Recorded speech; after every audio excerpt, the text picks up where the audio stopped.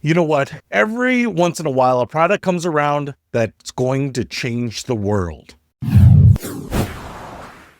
What's happening, Panda Nation? Peter Von Panda here. You know what's funny is when I watch things like Shark Tank and someone's showing off their newest invention, you're like, oh man, that's so obvious. It's so brilliant. I could have thought of that. Well, that is what I thought of when I saw this fantastic product. You know what the problem is with plunging the poop that's stuck in a toilet? It's that the plunger never really makes a really good seal. It kind of splashes back. You don't get as much pressure as you should. And if it does splash, it splashes up in your face, around the bowl, around the bathroom. That is disgusting. It's terrible. And what I never thought about was how could something be simpler, easier, and more sanitary? And I saw it's basically a plastic film, a really strong plastic unbreakable film. You stretch it over the toilet bowl with the seat up, so that it creates a seal over everything. And what that does is it means there's no place where the air can leak out. The only place it can go when you push down on it is into the drain, into the sewage pipe. And the benefit of it is when it's getting pushed down,